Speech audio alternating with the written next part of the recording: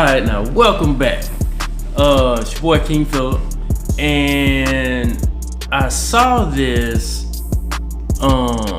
video, and I guess the Den of Nerds, Josh was reacting to it, and actually he's live right now.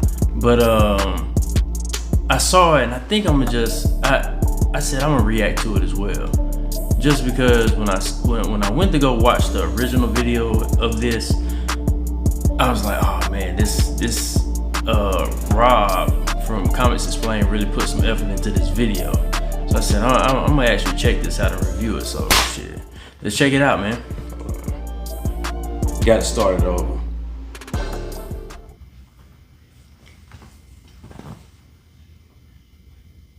Hello. Right about now, I imagine you're asking yourself who I am and why I'm here. To the first, you can refer to me as Black Box. To the second, it's really quite simple. Our world has been through an astronomical event.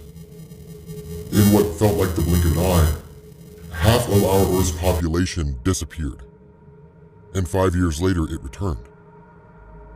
But in the face of that, we found no answers.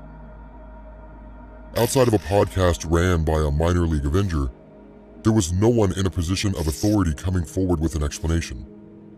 There were no government officials telling us what was going on, and any attempts to use the Freedom of Information Act resulted in us being stonewalled, tied up in court red tape. And to be quite frank, it makes me sick. And so if those in positions of authority refuse to be transparent, refuse to give us the information that we deserve, then I will make them. And so what I'm about to tell you here will seem far-fetched, maybe even insane, but I promise you, it is all 100% true. At this very moment, there is a man walking around this world who cannot die. The man that I'm referring to has never been photographed or captured on video, and those who have seen him are either dead or they refuse to speak his name. But information has recently come to me that has been able to shed some light on the man that they call the Wolverine. By now, most of you know about Hydra. For those who don't, the simple explanation is that Hydra started as the science division of the Germans during World War II. They were believed to have been defunct by the war's end, but thanks to the information dump regarding S.H.I.E.L.D.'s files, we now know that Hydra had secretly been taking over and running S.H.I.E.L.D. prior to its collapse. What you don't know is that during the time when Hydra was in control of S.H.I.E.L.D., they secretly operated a program known as Weapons Plus. Now, I doubt any of you have heard of this project, and it was believed to have been started in the 1940s, but nobody knows for sure. What is important here is that after Captain America was gone, Hydra wanted to make their own version. But with Cap out of the picture and the super soldier formula nowhere to be found, Hydra had to start from scratch. And so if Captain America was the basis behind their attempt to create a new super soldier, then their first attempt could be called Weapon 1. You know him as the Winter Soldier. Now, if you've been watching the news for any real measure of time, you already know who the Winter Soldier is, and so there's no real need for an explanation here. On the other hand, Weapons 2 through 9 are a bit more murky. There are rumors that some of these weapons had names like Project Sentry, but again, information on this is hard to verify. What we do know is that in the 1960s, that in addition to the Winter Soldier, Hydra secretly operated a wet work team through the CIA. Their group was known as Team X, and to put it simply, these guys were the best there was at what they did. These guys toppled governments, they killed dictators, and there's even rumors that they were loaned to Russia in order to build the training regimen for their Black Widow program.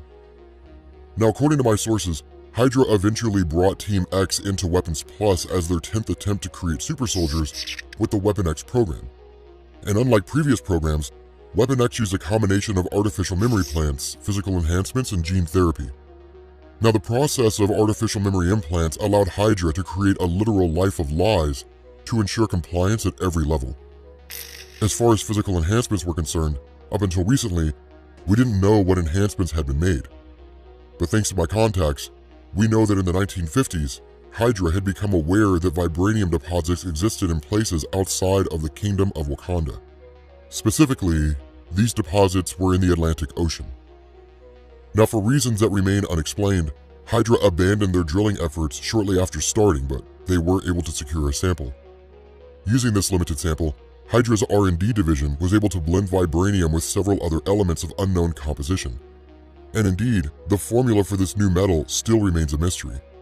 The only thing we know is that Hydra called this new metal adamantium. This ultimately brings us to the gene therapy process. Prior to her death, I made contact with Dr. Carol Hines, one of the lead scientists on the WebEx program. She refused to identify her colleagues, but she did reveal that as part of the program, each member was screened for genetic abnormalities. I was told this was a routine process, and that according to Dr. Carol Hines, Hydra had discovered that the man known as the Wolverine contained a gene that did not match any known database. When this gene was activated, it appeared to grant a healing factor. Now, according to Dr. Hines, this is the reason why the Wolverine was the only survivor of the adamantium bonding process. After this, all we know, and for reasons that Dr. Hines would not reveal, somehow the Wolverine escaped, and his whereabouts have been unknown ever since. Now again, I know this seems like something preposterous. I know this seems nonsensical. But I think it's important to bring this information to you, whether you choose to believe it or not. Because I believe that we as the people of this earth, we deserve the right to make the most informed decision about this planet that we possibly can. We deserve to have this information, and we deserve to know what's going on. And so this is Black Box signing off. Make sure you stay vigilant, and make sure you stay safe. Alright, so Rob made like